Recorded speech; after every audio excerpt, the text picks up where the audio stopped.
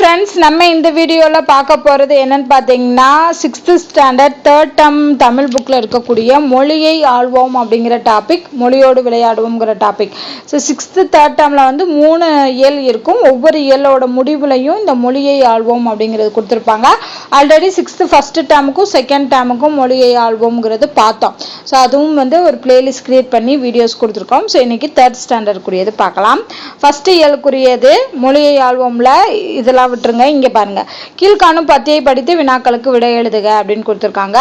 இந்திய விடுதலைக்கு பாடுபட்டவர்கள் ஒருவர் தான் வ.உ. சிதம்பரனார். இவரை வந்து வ.உ.சி அப்படின்னு அழைக்கிறோம். அவர் வந்து தமிழிலும் ஆங்கிலத்திலும் புலமை பெற்றிருந்தார். வழக்கறிஞர், எழுத்தாளர், பேச்சாளர், தொழிற்சங்க தலைவர் என்னும் பன்முகத்தன்மை பெற்றிருந்தார். ஆங்கிலேயரின் கப்பலுக்கு போட்டியாக உள்நாட்டு இந்திய கப்பல் நிறுவனத்தை தொடங்கினார். 1906ஆம் ஆண்டு அக்டோபர் 16ஆம் நாள் வந்து சுதேசி நாவாய் கப்பல் சங்கம், நாவாய் சங்கம்ங்கிற கப்பல் நிறுவனத்தை பதிவு செஞ்சிருக்காரு. வ.உ.சி சென்னைக்கு செல்லும் போது பாரதியாரை சந்திப்பதை வழக்கமாக கொண்டிருந்தார்.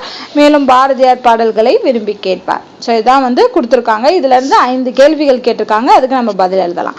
சுதேசி நாவாய் சங்கத்தை நிறுவியவர் யாரு அப்படின்னு பார்த்தீங்கன்னா வ.உ.சி அவர்கள். ஏன்னா அவர் தான் என்ன பண்ணிருப்பாரு, பதிவு செஞ்சிருப்பாரு 1906 அக்டோபர் 16ல. வ.உ.சி சென்னைக்கு செல்லும் போது யாரை சந்தித்தார் அப்படின்னா அடிக்கடி சந்திக்கிறது வந்து பாரதியார. அப்ப இது ஆன்சர் வந்து பாரதியார். யாருடைய பாடல்களை விரும்பி கேட்பார்னா பாரதியாருடைய பாடல்களை தான் விரும்பி கேட்பாரு. அதனாலதான் சென்னைக்கு போகும்போது அவர் அடிக்கடி பார்த்திருக்காரு. வ.உ.சி அவர்களின் பன்முகத்தன்மைனா அவர் வழக்கறிஞரா இருந்திருக்காரு, எழுத்தாளரா இருந்திருக்காரு, பேச்சாளர், தொழிற்சங்க தலைவர் அப்படின்னு சொல்லி பன்முகத்தன்மை பெற்றிருக்கார். அப்ப இதுக்குரிய ஆன்சர் இதுதான். அவர்களின் புலமை பெற்றிருந்த மொழி தமிழிலும் ஆங்கிலத்திலும் புலமை பெற்றிருந்தார். அப்ப இதுக்கு என்ன வரும், தமிழ் மற்றும் ஆங்கிலம். ஸோ இந்த மாதிரி கொஷின்ஸ் இப்போலாம் ரீசெண்டாக கேட்க ஆரம்பிச்சிருக்காங்க. நியூ சிலபஸ், தமிழோட நியூ சிலபஸ் படி இந்த மாதிரி ஒரு பத்தி கொடுத்துட்டு 5 கேள்விகள் கேட்பாங்க. அடுத்து அகர வரிசை. ஏற்கனவே பார்த்தோம் அகர வரிசையை நம்ம எப்படி ஃபில் பண்ணுறதுன்னு. இதுக்கு முன்னாடி பார்த்த 2 டேர்ம்லையுமே இந்த அகர வரிசை கொடுத்துருந்தாங்க. ஸோ இதில் பாருங்கள், எல்லாமே பா வரிசை உடையதாக இருக்குது. பா, பா, பி, பி, பூ, பூ, அந்த வரிசை. ஸோ அப்போ இதில் உயிரெழுத்துக்கள் இல்லை, உயிர்மை எழுத்துக்கள் மட்டும்தான் வருது. இப்போ ஃபஸ்ட்டு என்ன வரும், பா அப்படிங்கிறது வரும். பா எங்கே இருக்குன்னு பாருங்கள், பழங்கள் வரும். ஸோ அப்போ இது ஃபஸ்ட்டு பழங்கள். 2வது பா பார்க்கணும்.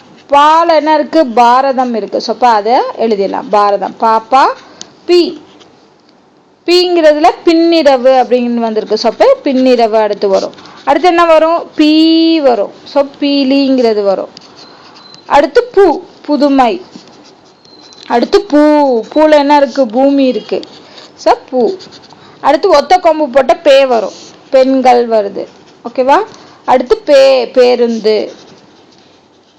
பே. அப்புறம் என்ன வரும், பை வரும். பையில வந்து பையன் இருக்கு, பையன். அதுக்கப்புறம் பொதுக்கூட்டம். ஃபைனலா என்னது, போக்குவரத்து, போ. எல்லாத்தையும் எழுதியாச்சா. அப்ப இதுதான் என்னது கரெக்டான ஆர்டர். சுட்டு சொற்களை தொடரில் அமைத்து எழுதுக. சுட்டு சொற்கள்னா அந்த, இந்த, எந்த, அந்த மாதிரி வர்றது. ஸோ அந்த பையன், அந்த வீடு, அந்த மாதிரி சொல்றது. அந்த வீடு, இந்த பையன். ஓகேவா. ஸோ எப்படி வேணா சொல்லிக்கலாம். அடுத்து வினாச்சொற்களை தொடரில் அமைச்சு.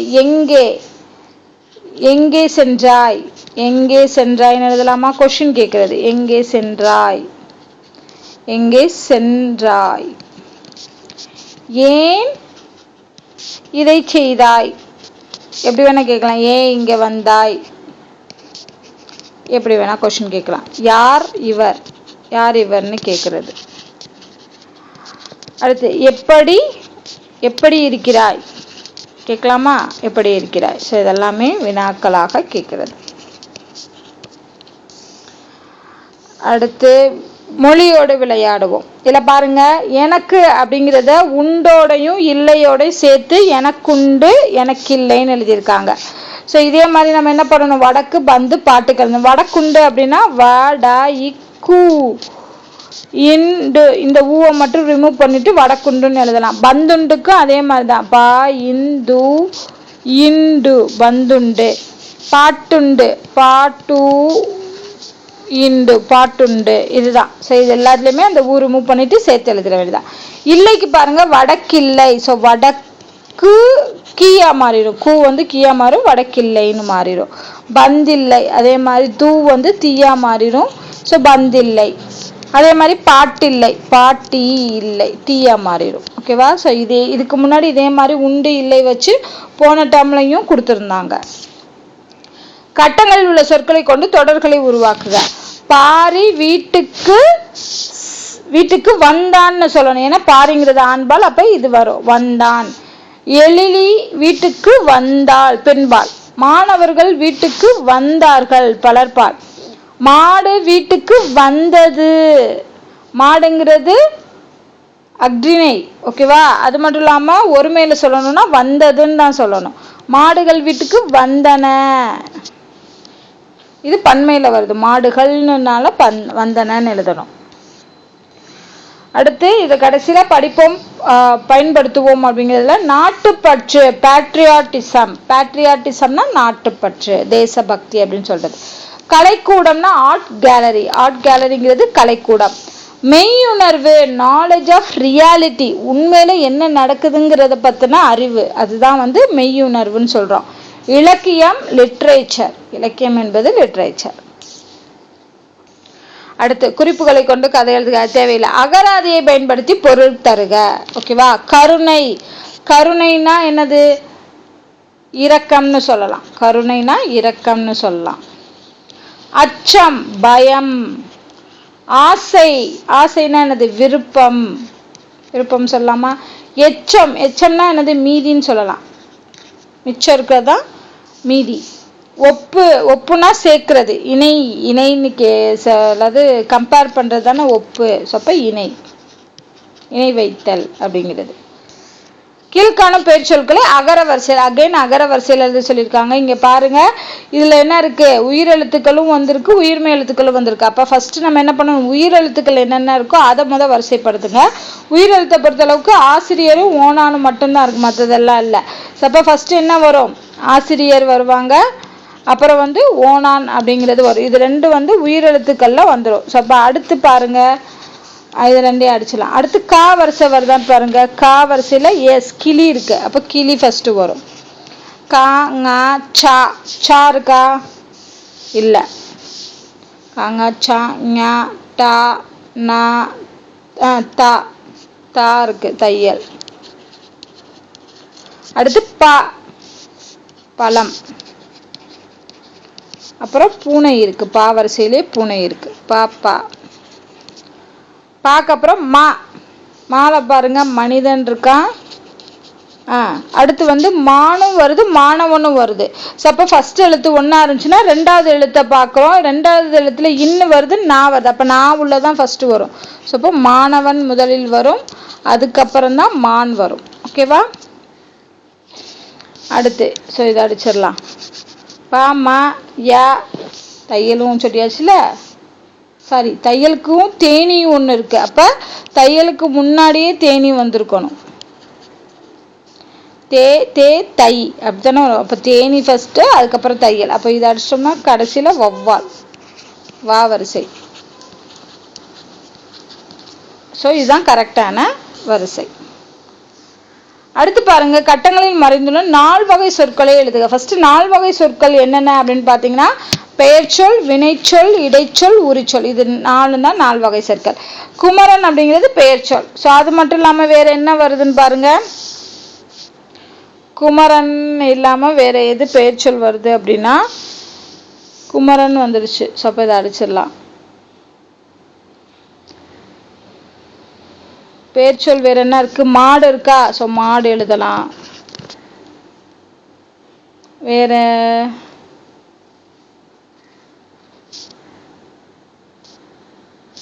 சிவன் அப்படின்னு கூட எழுதலாம். சிவனும் பேர் தான். ஸோ சிவன் எழுதலாம். அப்புறம் என்ன இருக்கு? அவ்வளோதான். ஓகேவா? அடுத்து பெயர்ச்சொல்லுக்கு அப்புறம் வினைச்சொல்.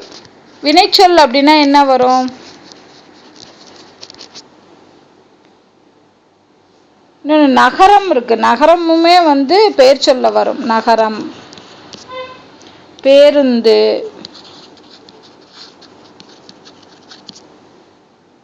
ஓகேவா. மற்றுங்கிறது இடைச்சொல்ல வரும். இடைச்சொல் தானே இந்த உம்மு, மற்று இதெல்லாம் வந்து இடைச்சொல்ல வரும். உம்மு, மற்று, ஐயுமே இடைச்சொல்லா வரும். இன்னொன்று உரிச்சொல்ல பொறுத்தளவுக்கு என்ன வரும்? மாங்கிறது உரிச்சொல், ஓகேவா. மாங்கிறது உரிச்சொல். அப்புறம் இந்த கடி அதெல்லாம் வந்து உரிச்சொல்ல வரும். ஸோ அப்போ கடிங்கிறதும் உரிச்சொல்.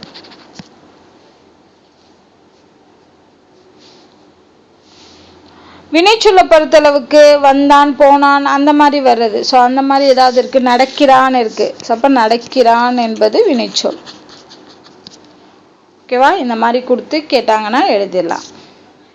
அடுத்து இரு பொருள் தருவது. நம்ம ஏற்கனவே பார்த்தது சிலபஸ்ல இருக்கு இல்லையா. இரு பொருள் தரும் ஒரு சொல். ஆறுனா நதி என்னன்னு சொல்றோம். திங்கள்னா நிலவுன்னு சொல்லலாம். கிழமை திங்கள் கிழமை. மாதம் அல்லது கிழமை இது வரும். ஓடுனா ஓடுதல்ங்கிற தொழிற்பெயரை குறிக்கும். இன்னொன்று வந்து கூரை ஓடு, கூரை வைவாங்கள ஓடு அது. நகை அப்படின்னா அணிகலன், ஓகேவா. கழுத்தில் அணியக்கூடிய நகைன்னு சொல்லலாம். இன்னொன்று நகைனா சிரிப்பு, நகைத்தல், புன்னகை, சிரிப்பு இது எல்லாமே வரும். கட்டத்தில் உள்ள சொற்களை கொண்டு சொற்றொடர் உருவாக்குக. மாலையில் விளையாடுவோம், பிறருக்கு உதவி புரிவோம், பெரியோரை வணங்குவோம், நூல் பல கற்போம், உடற்பயிற்சி செய்வோம், அதிகாலையில் எழுவோம். ஸோ இதெல்லாமே மேட்ச் பண்ணி எழுதிடலாம். அடுத்து பாருங்க, இதுல படிப்போம் பயன்படுத்துவோம்ல. தொண்டுனா சேரிட்டி, பழங்குடியினா ட்ரைபல் பீப்புள்னு சொல்லுவாங்க, ட்ரைப்ஸ். பாலைவனம் டெசர்ட், குடியரசுத் தலைவர்னா பிரசிடென்ட். அடுத்து ஃபைனலா இயல் 3ல் உள்ள மொழியை ஆல்பம் பார்ப்போம். இதில் பாருங்க, பின்வரும் தொடர்களில் அடிக்கோடிட்ட சொற்கள் எவ்வகை பெயர்கள்? பெயர்கள்னா என்ன? இடப்பெயர், பொருட்பெயர், சினைப்பெயர், காலப்பெயர், தொழிற்பெயர், இதெல்லாம் வந்து பண்பு பெயர், இதெல்லாம் வந்து பெயர் வகைகள். ஸோ அதில் எந்த வகைன்னு பாருங்க. கைகள் இரண்டும் பிறருக்கு உதவவே என சான்றோர் கருதினார். கைகள்ங்கிறது உறுப்பை குறிக்குது. அப்போ இது என்ன பெயர்? சினைப்பெயர். ஸோ அப்போ இது சினைப்பெயர். அறம், பொருள், இன்பம், வீடு, அடைதல் கோடிட்டு இருக்காங்க. தள்ளின் விகுதி வந்தாலே தொழிற்பெயர். அடுத்து குழந்தை தெருவில் விளையாடியது. எந்த இடத்துல விளையாடி இருக்குன்னு சொல்லியிருக்காங்க, அது இடப்பெயர், தெருவில். நீதி நூல் பயில் என்கிறார் பாரதியார். பாரதியார் அப்படிங்கிறது ஒரு மனிதனை குறிக்கக்கூடிய, அப்போ ஒரு உயிருள்ள பொருள், உயிரற்ற பொருளை குறிக்கக்கூடியது வந்து பொருட்பெயர். அப்போ பாரதியார் என்பது பொருட்பெயர். மாலை முழுவதும் விளையாட்டு, பொழுத குறிக்குது. அப்ப இது என்னது? காலப்பெயர், காலத்தை குறிக்குது. அன்பு நிறைய உடையவர்கள் மேலோர், அன்புங்கிறது பண்பை குறிக்குது. சொப்பது பண்பு பெயர், ஓகேவா. இந்த மாதிரி அதுக்குரிய பெயர்களை எழுதியாச்சு. அகரவரிசை, அகைன் அகரவரிசை கேட்டிருக்காங்க. இதுல இருக்க எல்லாமே என்ன வந்திருக்கு? உயிரெழுத்துக்கள் தான் வந்திருக்கு. அப்போ ஃபர்ஸ்ட் என்ன வரணும்? அன்பு அப்படிங்கிறது வரணும். அப்புறம் ஆடுங்கிறது வரணும், அதுக்கப்புறம் இரக்கம், அதுக்கப்புறம் ஈதல், அடுத்து உயிர், ஊக்கம், அப்புறம் வந்து ஏவ காணாம இருக்கு, எளிமை, அதுக்கப்புறம் ஏது, அப்புறம் ஐந்து, ஒழுக்கம்,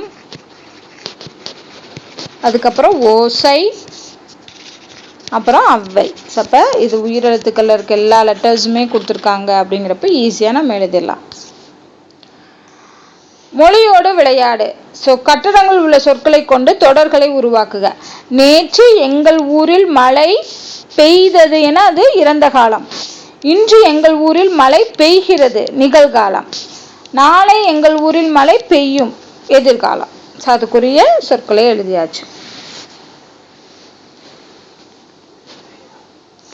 சூழல்களை கையாளுக. மாலையில் பள்ளி முடிந்து பேருந்தில் வீட்டிற்கு வந்து கொண்டிருக்கிறீர்கள். அப்போது பேருந்து பழுதாகி பாதி வழியில் நின்று விடுகிறது. இந்த பேருந்தை விட்டால் உங்கள் ஊருக்கு வேறு பேருந்து இல்லை. இப்போது நீங்கள் என்ன செய்வீர்கள்? அந்த பஸ்ஸை விட்டால் வேறு பஸ்ஸு இல்லை அப்படிங்கிறப்போ ஒன்று என்ன செய்யலாம், ஊருக்கு நடந்தே போயிடலாம். ஏன்னா வேறு பஸ்ஸு வராது.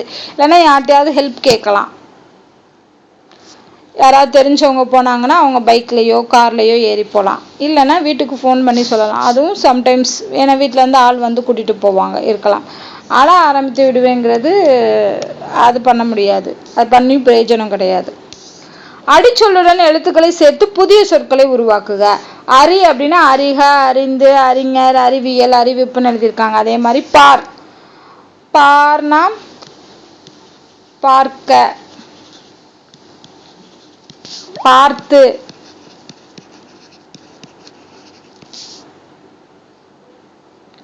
பார்வை எழுதலாமா? பார்வை,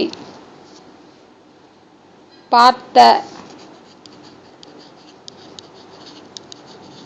இதெல்லாமே வரும். செய், செய்க, செய்து, செய்தி அந்த மாதிரி வரும். தெளி, தெளிவு, தெளிந்து, தெளித்து எழுதலாம். படி, படிக்க, படிவு, படிவம் அந்த மாதிரி. ஸோ இந்த மாதிரி நம்ம கொடுத்துருந்தாங்கன்னா புதிய சொற்கள் அதோடு சேர்த்து எழுதிடலாம். கட்டடங்களில் மறைந்துள்ள அணிகலன்களின் பெயர்கள். இப்போ கம்மல் அப்படிங்கிறது இருக்கு. அதே மாதிரி கடுக்கன் எழுதலாம். அப்புறம் சூளாமணி எழுதலாம், மோதிரம் எழுதலாம், சிலம்பு எழுதலாம், வளையல் எழுதலாம். ஸோ இது எல்லாமே அணிகலன்களின் பெயர்கள். அவ்வளோதான், ஃபைனலாக வந்துருச்சு. ஸோ இதில் மனிதநேயம் அப்படின்னா ஹியூமனிட்டி, கருணைனா மெர்சி, நோபல் பரிசுனா நோபல் பிரைஸ், உறுப்பு மாற்று அறுவை சிகிச்சை டிரான்ஸ்பிளான்டேஷன், சரக்குந்துனா லாரி. ஸோ இதோட வந்து 6th ஸ்டாண்டர்டில் 3rd டேர்மில் இருக்கக்கூடிய மொழியை ஆல்பம் ஃபுல்லாக பார்த்துட்டோம். ஸோ இந்த வீடியோவோட 6th ஸ்டாண்டர்ட் ஃபுல்லாகவே பார்த்தாச்சு. இதே மாதிரி 7th ஸ்டாண்டர்டும் நெக்ஸ்ட் வீடியோவில் வந்து கண்டினியூ பண்ணலாம். கண்டிப்பாக இது உங்களுக்கு யூஸ்ஃபுல்லாக இருக்கும். இந்த மாதிரி வீடியோஸ் வேணும் அப்படின்னா கமெண்ட் பண்ணுங்கள் அண்ட் உங்கள் லைக் பண்ணி ஷேர் பண்ணுங்கள். மறக்காமல் நம்ம சேனலை சப்ஸ்கிரைப் பண்ணுங்கள். நன்றி.